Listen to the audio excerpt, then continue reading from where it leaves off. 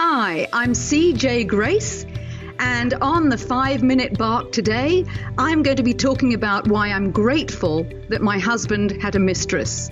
I'm the author of Adulterer's Wife, How to Thrive Whether You Stay or Not, and the mantra of the book is that the best revenge is to get past the need for it.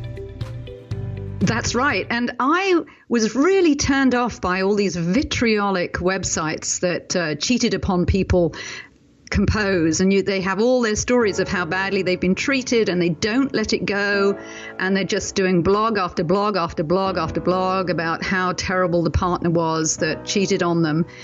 And I just couldn't relate to that. It just didn't do it for me at all. I felt that I needed to get past it.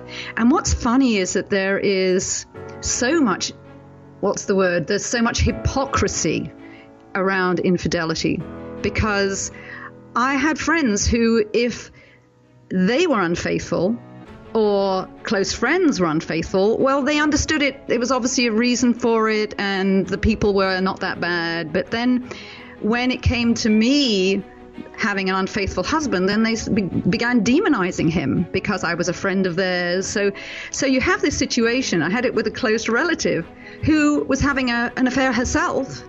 And she was so incredibly judgmental about my husband. She was coming up with far worse stuff about him than I would have ever thought.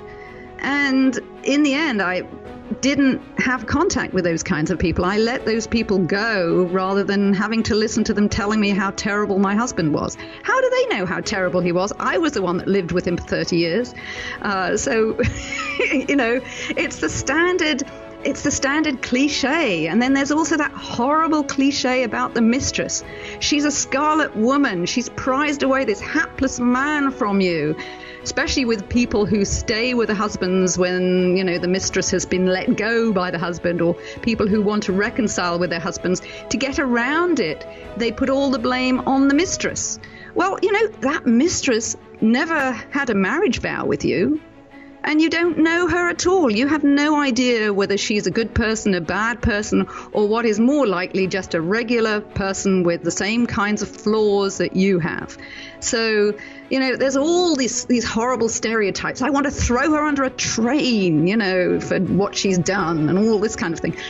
Come on, get over it, get on with life, and everybody has had instances in their life when they have maybe not necessarily been unfaithful, but at least thought about it.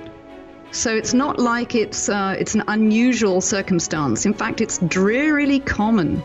Sadly, it's drearily common. And the longer we live, and the more guys can have, ED drugs like Viagra till they actually kick the bucket, the more infidelity is going to happen. I mean, when you've got people with short lifespans, you're going to find that marriages last till death do us part. But when you're longer lived, that's less likely to happen.